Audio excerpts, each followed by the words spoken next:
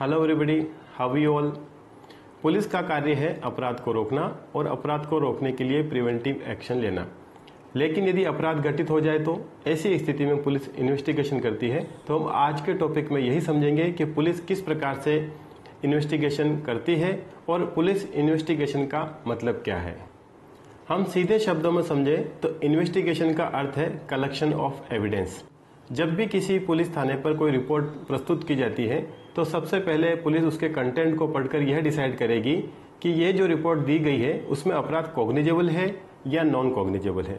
यदि अपराध non cognizable है तो पुलिस सीआरपीसी के सेक्शन 155 के तहत कार्यवाही करेगी और संबंधित कंप्लेनेंट को ये सजेशन देगी कि आप संबंधित मजिस्ट्रेट के यहाँ जाकर अपनी कंप्लेन दर्ज करवा सकते हैं।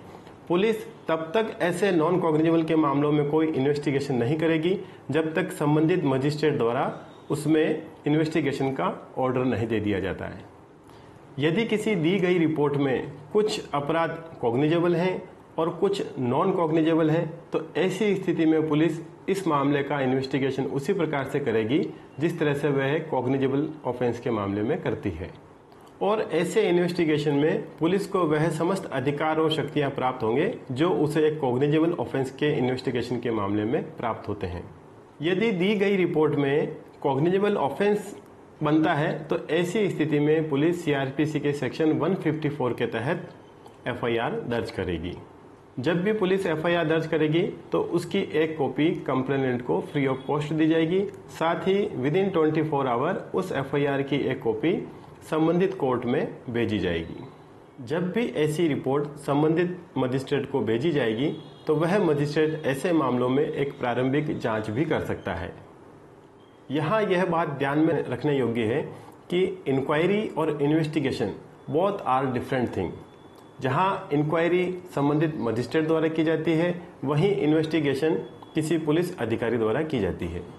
जब भी किसी पुलिस अधिकारी द्वारा इन्वेस्टिगेशन किया जाएगा तो स्वाभाविक है कि उसमें गवाहों के बयान भी लिए जाएंगे।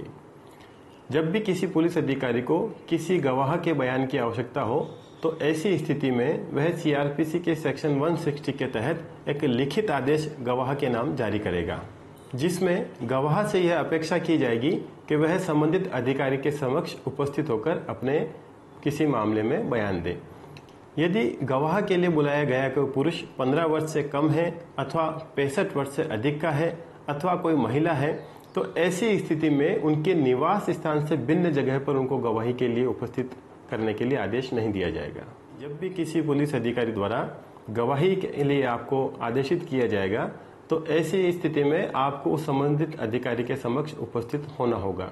यदि आप संबंधित अधिकारी के समक्ष उपस्थित नहीं होते हैं तो ऐसी स्थिति में पुलिस अधिकारी आपके विरुद्ध आईपीसी के सेक्शन 174 के तहत कार्यवाही कर सकता है। जब भी किसी पुलिस अधिकारी द्वारा अपने इन्वेस्टिगेशन में किसी गवाह के बयान लिए जाएंगे तो ऐसे गवाहों के बयान पर हस्ताक्षर नहीं करवाए जाएंगे। साथ ही कोई भी गवाह अपने स्वयं के विरुद्ध साक्ष्य देने के लिए भी बाध्य नहीं है। गवाह को यह भी ध्यान में रखना पड़ेगा कि पुलिस अधिकारी द्वारा जो भी प्रश्न आपसे पूछा गया है आपको उसका उत्तर देना होगा।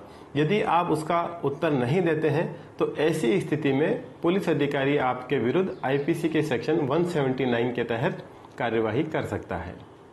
साथ ही पुलिस अधिकारी को भी यह ध्यान में रखना पड़ेगा कि जिस भी गवाह के वह बयान ले रहा है उसे डराया या धमकाया नहीं जाएगा। इन्वेस्टिगेशन के दौरान या ट्रायल से पूर्व यदि कोई व्यक्ति अपना कन्फेशन करना चाहता है अथवा पुलिस अधिकारी को किसी गवाह की विश्वसनीयता को परखने के लिए यदि वह चाहता है कि संबंधित गवाह के बयान मजिस्ट्रेट के सामने हो तो ऐसी स्थिति में उनके बयान संबंधित मजिस्ट्रेट के सामने हो सकते हैं। जब भी ऐसे कन्फेशन या स्टेटमेंट देने वाले व्यक्ति को मजिस्ट्रेट के सामने ले जाया जाएगा तो मजिस्ट्रेट उसे यह बताएगा कि वह ऐसे गवाही देने के लिए बाध्य नहीं है। साथ ही वह गवाह को यह भी बताएगा कि उसका कन्फेशन या स्टेटमेंट उसके विरुद्ध एविडेंस के रूप में भी काम में लाई जा सकती है और इस बात का एंडोर्समेंट उस व्यक्ति के बयानों में भी करना पड़ेगा कि उसे यह बात समझा दी गई थी। यदि कोई अपराध सेक्सुअल हैरेसमेंट से रिलेटेड हो तो ऐसी स्थिति में सीआरपीसी के सेक्शन 164 के क्लॉज ए के तहत विदिन 24 आवर ऐसे विक्टिम का medical examination registered medical practitioner के यहाँ से करवाया जाएगा। ऐसे एग्जामिनेशन में उस विक्टिम की कंसेंट जरूरी है। यदि वह कंसेंट देने की स्थिति में नहीं हो या माइनर हो तो ऐसी स्थिति में उसका कोई भी गार्जियन या परिजन कंसेंट देकर एग्जामिनेशन करवा सकता है।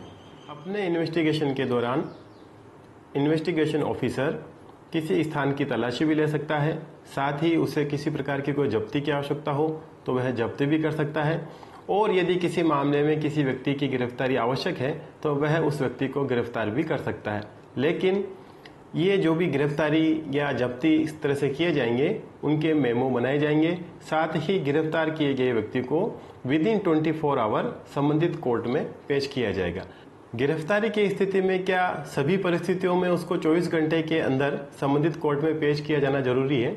मान लीजिए कोई मामला जयपुर में दर्ज हुआ है और उसमें जो आरोपी हैं वो साउथ इंडिया में रहता है और वहीं पर उसकी गिरफ्तारी होती है, तो क्या ऐसी स्थिति में जबकि वह स्थान इतना दूर है कि वह 24 घंटे के अंदर संबंधित कोर्ट में लाया नहीं जा सकता है, तो ऐसी स्थिति में पुलिस गिरफ्तार किए गए व्यक्ति को कोर्ट में पेश करने के लिए ट्रांजिट रिमांड लेगी।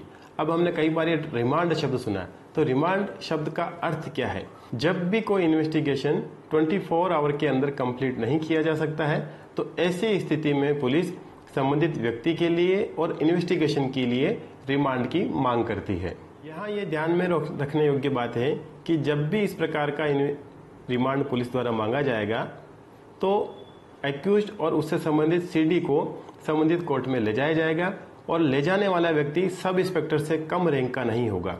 साथ ही उस केस डायरी पे इस बात का स्पष्ट उल्लेख होगा कि इस प्रकार का इन्वेस्टिगेशन 24 आवर में कंप्लीट होना पॉसिबल नहीं है और एक्यूज से किसी प्रकार की और कोई रिकवरी पेंडिंग है, इन्वेस्टिगेशन पेंडिंग है, तो ऐसी स्थिति में ही उसको रिमांड दिया जाएगा। लेकिन ऐसा रिमांड 15 दिवस से अधिक की अवधि के लिए देय नहीं होगा। जैसा कि हमने अभी बात करी थी केस डायरी के बारे में। केस डायरी क्या है? जब भी किसी इन्वेस्टिगेशन ऑफिसर द्वारा किसी मामले का इन्वेस्टिगेशन किया जाएगा तो उसमें दिन प्रतिदिन का एक लेखा जोखा रखा जाएगा जिसे हम केस डायरी के रूप में जानते हैं। हालांकि केस डायरी को पूरी ट्रायल में कहीं पर भी साक्ष्य के रूप में काम में नहीं लिया जाएगा और ना ही अभियुक्त इसकी मांग कर सकता है, लेकिन कोर्ट चाहे तो ट्रायल में इसकी हेल्प ले सकता है। यदि कोई मामला इस प्रकार का है कि उसमें इन्वेस्टिगेशन के लिए आउट ऑफ इंडिया के जाने की जरूरत है तो ऐसी स्थिति में पुलिस एक अनुरोध पत्र जारी करेगी, लेकिन यह अनुरोध पत्र सेंट्रल गवर्नमेंट के डायरेक्शन में ही जारी किया जाएगा। यदि किसी ऐसे अपराध का इन्वेस्टिगेशन किया जा रहा है जिसमें सजा का प्रावधान 10 साल से अधिक हो तो ऐसी स्थिति में 90 डेज में उसकी चार्जशीट फाइल करना जरूरी है और 10 साल से कम से किसी अपराध का इन्वेस्टिगेशन हो रहा है तो ऐसी स्थिति में विदिन 60 डेज उसकी चार्जशीट कोर्ट में फाइल किया जाना जरूरी है। जब भी किसी सब ऑर्डिनेट पुलिस अधिकारी द्वारा इन्वेस्टिगेशन कंप्लीट कर लिया जाता है तो वह अपनी रिपोर्ट संबंधित पुलिस स्टेशन इंचार्ज को पेश करेगा और पुलिस स्टेशन इंचार्ज अगर यह पाता है कि प्रस्तुत चार्जशीट में आरोपी के खिलाफ किसी प्रकार का कोई अपराध बनना प्रमाणित नहीं है तो ऐसी स्थिति में वह आरोपी को रिलीज भी कर सकता है और उसे ये लगता है कि आरोपी के विरुद्ध पर्याप्त मात्रा में ऐसे साक्ष्य हैं जो अपराध को प्रमाणित करते हैं, तो ऐसी स्थिति में वह आरोपी को अभियुक्त को संबंधित मजिस्ट्रेट के सामने पेश करवाएगा। जब भी किसी सब ऑर्डिनेट पुलिस अधिकारी द्वारा इन्वेस्टिगेशन करके कंप्लीट कर लिया जाता है तो उसकी रिपोर्ट संबंधित एसएचओ को पेश की जाएगी, जहां से उस चार्जशीट को स्वीकृति के लिए संबंधित सीओ सर्कल को पेश की जाएगी। साथ ही ऐसी चार्जशीट संबंधित पब्लिक प्रोसिक्यूटर को भी भेजी जाएगी जिससे उसका ब्रीफ तैयार करवा सके और किसी प्रकार की अगर कोई कमी इस चार्जशीट में रह गई है तो उसे पूरी की जा सके। इन्वेस्टिगेशन कंप्लीट होने के बाद इन्वेस्टिगेशन ऑफिसर द्वारा अपनी समस्त कार्यवाहियों को चार्जशीट के रूप में संबंधित कोर्ट में पेश किया जाएगा। अब आप यदि कंप्लेनेंट हैं या एक्यूज्ड हैं और आपको लगता है कि पुलिस आपके मामले में बायस्ड है या प्रेजुडाइज है तो ऐसी स्थिति में आपको क्या करना चाहिए? ऐसी स्थिति में आपको उस इन्वेस्टिगेशन के बारे में अपना एक रिप्रेजेंटेशन बनाकर पुलिस के उच्च अधिकारियों को देना चाहिए। साथ ही ऐसा एक रिप्रेजेंटेशन आपको संबंधित कोर्ट के पब्लिक प्रोसिक्यूटर को भी देना चाहिए। यदि किसी इन्वेस्टिगेशन में पुलिस अपराध को प्रमाणित मानती है और आरोपी पकड़ा नहीं जाए अथवा उसमें एक से अधिक अपराधी हो और उनमें से कोई एक अपराधी पकड़ा नहीं जाए तो ऐसी स्थिति में पुलिस सीआरपीसी के सेक्शन 173 के सब क्लॉज 8 के तहत चार्जशीट फाइल करेगी। इस प्रकार से यह था पूरा एक इन्वेस्टिगेशन का प्रोसीजर, जिसका उल्लेख है सीआरपीसी में सेक्शन 154 से 173 तक। यदि आपको हमारी यह जानकारी अच्छी लगी है तो प्लीज़ लाइक कीजिए, शेयर कीजिए, सब्सक्राइब कीजिए, और आप चाहते हैं कि हम इसी प्रकार से किसी और लॉ टॉपिक पर भी वीडियो बनाएं तो आप हमें कमेंट सेक्शन में भी सुझाव दे सकते हैं।